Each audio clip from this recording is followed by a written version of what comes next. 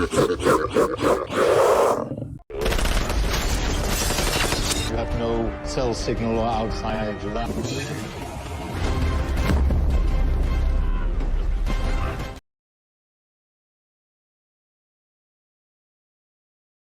Film dimulai dengan menampilkan seorang pria yang sementara merenungi nasibnya. Pria ini bernama Eddie. Dia adalah seorang mantan tentara yang dulunya sempat menjadi seorang komandan pasukan. Saat ini, Eddie sedang mengalami masa-masa sulit dalam hidupnya. Dia telah pensiun dari tentara dan kini menjadi seorang pengangguran. Eddie kemudian turun dari mobilnya dan memasuki sebuah gedung. Di sini, Eddie sedang diwawancarai oleh seorang wanita. Tugas wanita ini ialah menyalurkan orang-orang agar bisa mendapatkan sebuah pekerjaan. Setelah wawancara, wanita ini mengatakan kalau tidak ada pekerjaan yang cocok dengan kemampuan Eddie. Di sini Eddie mengatakan kalau dia telah menganggur lebih dari setahun dan dia sangat butuh sekali pekerjaan untuk menghidupi keluarganya. Apapun akan dilakukan walaupun dengan upah yang sangat rendah sekalipun, asalkan dia mendapatkan pekerjaan. Setelah mengatakan itu, Eddie pun langsung pergi dari situ. Saat Eddie menuju mobilnya dan akan pergi, tiba-tiba wanita itu menghampiri Eddie dan mengatakan kalau dia mempunyai sebuah pekerjaan untuk Eddie, yaitu menjadi satpam di sebuah mall. Dan malam ini Eddie sudah bisa mulai bekerja. Scene kemudian berpindah menampilkan pasukan khusus dengan persenjataan lengkap yang mengendarai 3 buah mobil. Mereka ditugaskan untuk memindahkan seorang anak remaja yang bernama Jamie. Dan film Security pun baru dimulai.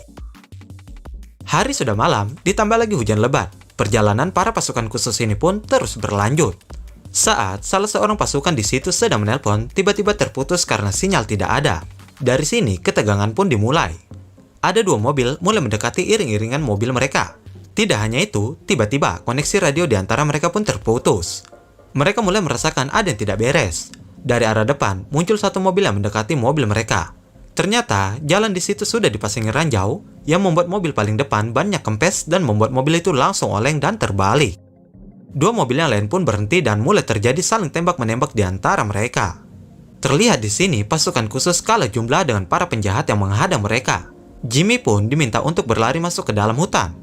Jimmy pun berhasil kabur dari situ, tapi sayangnya semua pasukan khusus di situ harus mati. Karena telah membunuh para pasukan khusus, para penjahat ini pun langsung membersihkan lokasi kejadian dan pergi dari situ.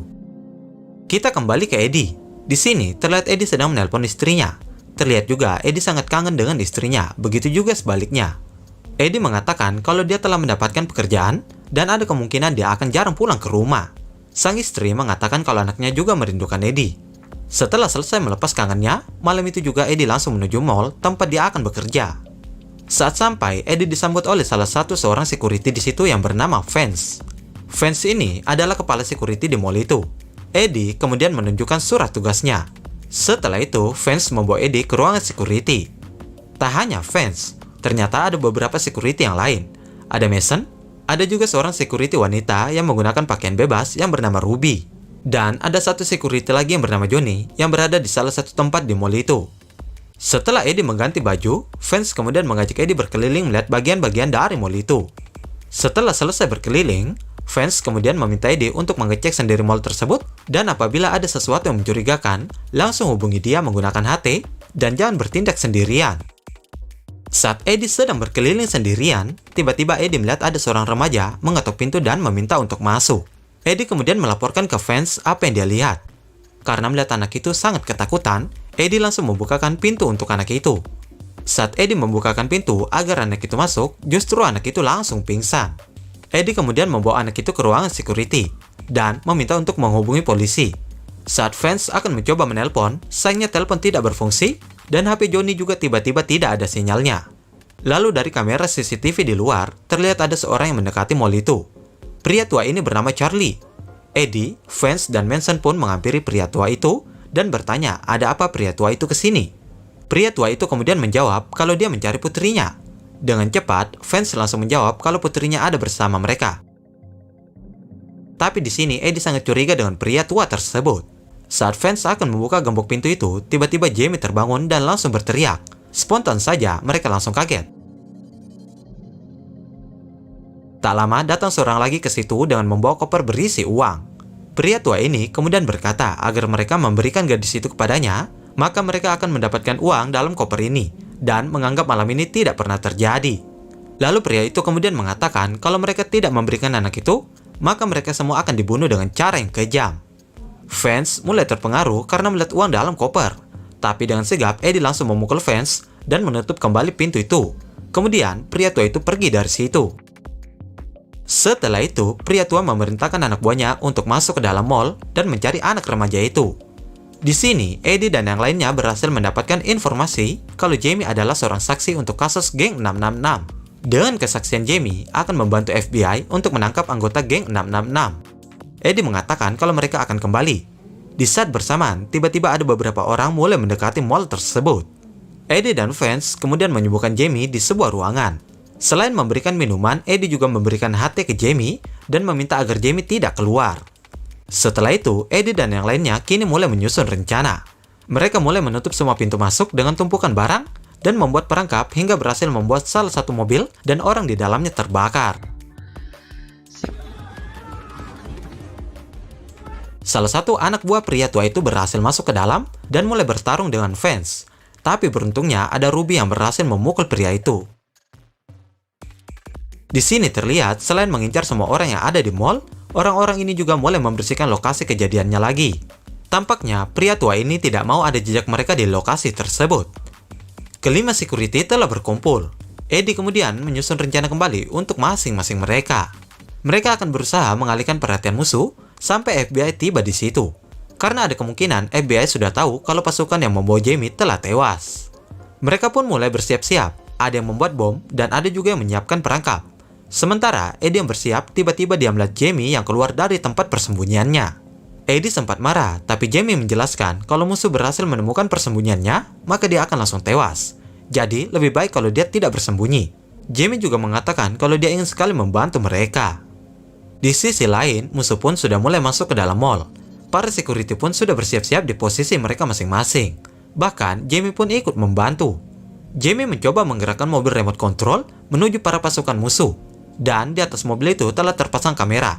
Dan juga ada petunjuk yaitu channel 47. Saat musuh terhubung ke channel 47, Eddie kemudian mulai berbicara dengan pria tua itu. Eddie mengatakan kalau anak itu telah pergi. Dan patroli polisi dan FBI sebentar lagi akan sampai ke situ. Bukannya takut, justru pria tua ini akan tetap mencari Jamie dan akan membunuh mereka semua malam itu juga. Pasukan musuh pun mulai terus menerobos masuk ke dalam mall. Di sini, Ruby sudah bersiap-siap dengan rencananya. Dia mengalihkan perhatian musuh, kemudian mencoba memanah salah satu musuh. Tapi sayangnya hanya mengenai bahu dan kaki musuh. Posisi Ruby pun diketahui, tapi pintarnya Ruby saat musuh mengecek ke situ, dia berpura-pura mati. Dan pasukan musuh pun berpindah dari situ.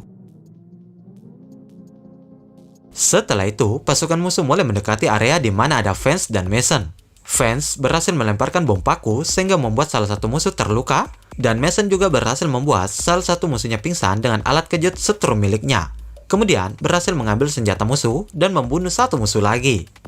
Sementara dari luar gedung, tiba-tiba datang polisi yang berpatroli ke situ. Sebenarnya, Johnny akan memberikan kode SOS dengan senter ke polisi yang berpatroli. Tapi sayangnya, senternya tiba-tiba rusak. Johnny kemudian mencoba membuka pintu untuk memanggil polisi tersebut. Tapi dari kejauhan, sudah ada sniper yang mengincar Johnny.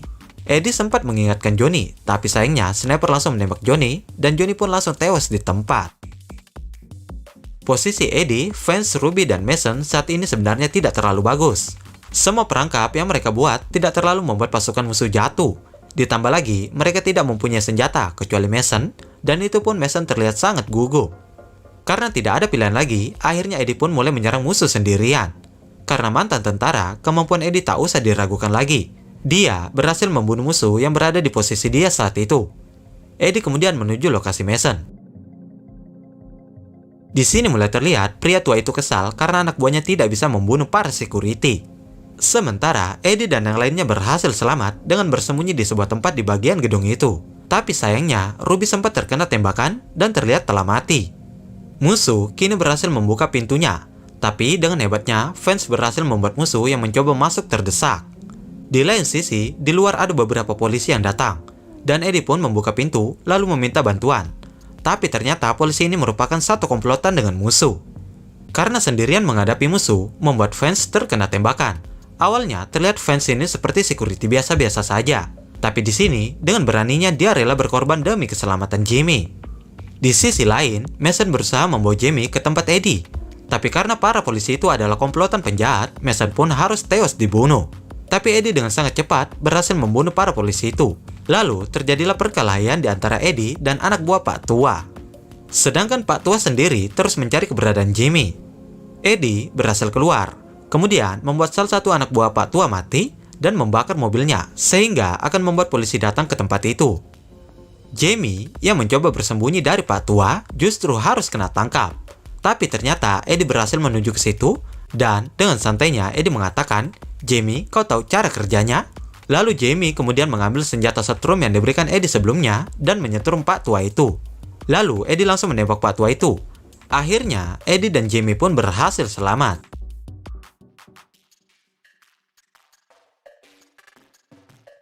Dan di akhir film menunjukkan ternyata Vance masih berhasil hidup. Dan setelah sembuh, Eddie kini bertemu dengan anak dan istrinya. Lalu film Security pun selesai.